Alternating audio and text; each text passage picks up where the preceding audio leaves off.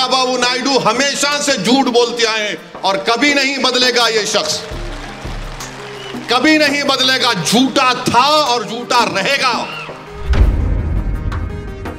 मैं देखा तुमको, तुम एनटी रामाराव को गिरा के तुम कुर्सी पे बैठ गए थे।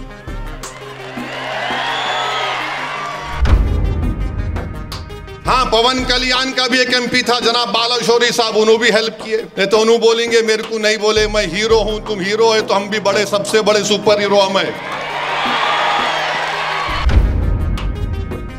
सेक्शन 3D ये कहता है कि जितने आसारे खदीमा के मातहत इमारतें हैं, चाहे मस्जिद हो, दरगाह हो, अभी वक्फ हैं, कानून बनने के बाद ये कह रहा है कि इसका मालिक वक्फ बोर्ड नहीं रहेगा, इसका मालिक ASI होगा, आर्कियोलॉजिकल सर्वे ऑफ इंडिया होगा।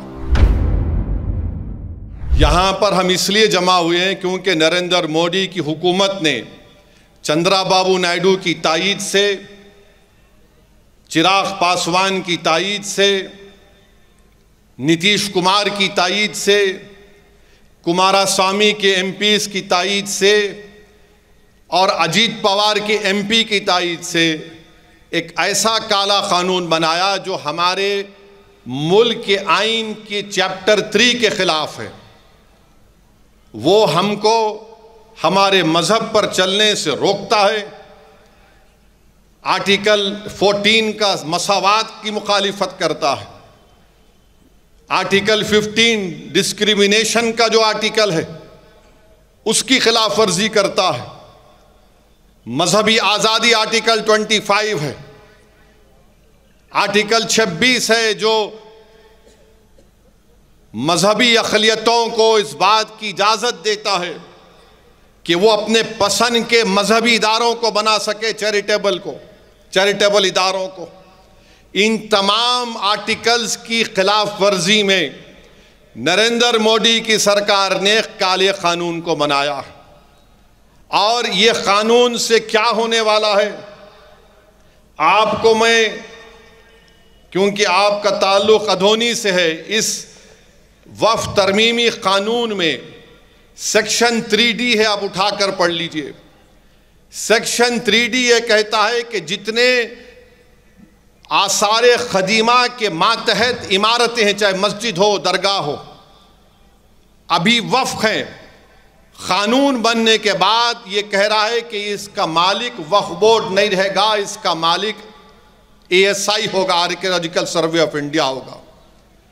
आपकी अधूनी में कलीमुल्ला मस्जिद है, दादे की मसाल की मस्जिद है, एक कमान मस्जिद है, रंगीली मस्जिद है, मलिक रहमान दरगाह है। अब ये पूरे के पूरे आर्कियोलॉजिकल सर्वे ऑफ इंडिया इसका मालिक बन गया। वक्फ नहीं, वक्फ किसका मालिक नहीं है। ये नरेंद्र मोदी हुकूमत की झूठ, नहीं कुछ नहीं होगा जो इनके दुम छल्ले बोल रहे थे हमको, इनके चमचे, इनके जोकर बोल रहे थे। चंद्राबाबू नायडू हमेशा से झूठ बोलते आए हैं और कभी नहीं बदलेगा। ये शख्स कभी नहीं बदलेगा, झूठा था और झूठा रहेगा। नो नथिंग, कुछ नहीं होगा। ऐसा उंगली फिरा फिरा के बोलते हो उन्होंने, व्हाट आई से। तुम क्या बोल रहे हमको मालूम। मैं 10 साल MLA था, तुम 9 साल मुख्यमंत्री थे।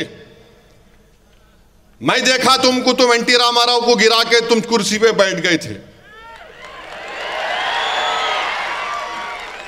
आप इन्हों हमारे को बोल रहे नहीं। आप ये बताओ, ये 4 मस्जिद, कलीमुल्ला मस्जिद, दादे की मसाल की मस्जिद, एक कमान मस्जिद, रंगीली मस्जिद, मलिक रेहान दरगाह, इस कानून के तहत अब इसका मालिक वक्फ बोर्ड नहीं है, इसका मालिक आसारे खदीमा बन चुका। अब बताइए आप कैसे खामोश बैठेंगे हम। चंद्राबाबू नायडू आज है कल चले जाएंगे, सबको जाना है ना इस दुनिया से, कोई नहीं रहेगा। मगर इनकी बात का कौन भरोसा करेगा। सेक्शन 3D बोलो, मैं TDP के लोगों से पूछ रहा हूं। हाँ, पवन कल्याण का भी एक MP था जनाब बालाशौरी साहब, उन्होंने भी हेल्प किए। नहीं तो उन्होंने बोलेंगे मेरे को नहीं बोले, मैं हीरो हूं, तुम हीरो है तो हम भी बड़े, सबसे बड़े सुपर हीरो हम है। ये सब मिलके कानून बना और सब क्या वो नहीं कोई वक्फ का नुकसान नहीं होगा। कैसा नहीं होगा? ये पांचों चीजें चले गई हमारे हाथ से। आज की तारीख में सुप्रीम कोर्ट का भी फैसला क्या आएगा नहीं मालूम हमको, मगर एएसआई सेक्शन 3D में इसका मालिक बन गया। और कल अगर एएसआई बोला कि कलीमुल्ला की मस्जिद में नमाज 2 टाइम की होंगी, दादे की मसाल की मस्जिद में खाली जुम्मे की नमाज हो सकती, कुछ नहीं कर सकते आप, क्योंकि एएसआई उसका मालिक बन चुका है। यह कानून बनाया गया है। दिल्ली में 180 जायदादें वक्फ की।